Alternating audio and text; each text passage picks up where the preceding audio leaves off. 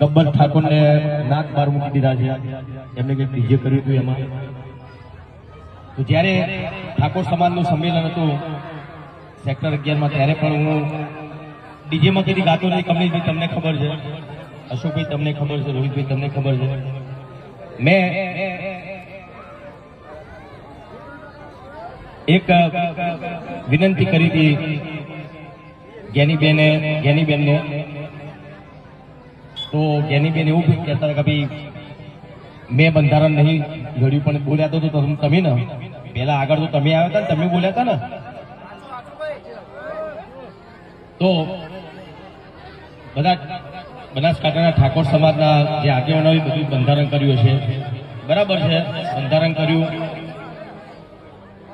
ઘણા બધા એવા ઠાકોર સમાજમાં ઘણા બધા એવા કુરિવાજો હતા જે બહુ સારું કામ કર્યું છે ઠાકોર સમાજના બધા આગેવાનોએ. પણ એના લીધે ડીજેના જે કલાકારો હતા બનાસકાંઠામાં બિચારા ઘેર બેસી ગયા. અને જે આગેવાનો બંધારણ કર્યું એ લોકોને ખબર નહીં ડીજે એટલે હું. ખબર છે કમલેશભાઈ? ના ના એવું કહેતા હતા કે ડીજે વગાડશો એટલે બધા ભેગા થશે, નાચશે, કુશન, દારૂ પીશે ને ઝઘડા થશે. એવું જરૂરી નહીં. કોઈ ઢોલ વગાડતો હોય દારૂ પીનારો પીવાનું જ છે, ઝઘડા કરનારો ઝઘડો કરવાનો જ છે. તો ડીજે બંધ થવાથી સમાજમાં સુધારો આવશે એ વસ્તુ ખોટી છે. જે ડીજે બંધ થશે ને એ રીતે ઘણા બધા કલાકારોના બિચારા એ લોકોનો રોજગાર બંધ થઈ ગયો છે. એ લોકોને ખબર નહીં પડતી. એ બધા મોટા માણસો છે, મોટા માણસો એટલે ડીજેની એમને ખબર નહીં પડતી. લોકો વીગો ગેરવી રાખીને ડીજે લાયા હતા, એ લોકો ઘેર બેસી રહ્યા બિચારા.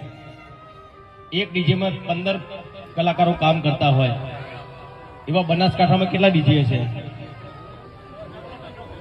તો એક ડીજેમાં 15 કલાકારો કામ કરતા હોય તો કેટલા કલાકારો બીજા ત્યાં બે ઘર એમને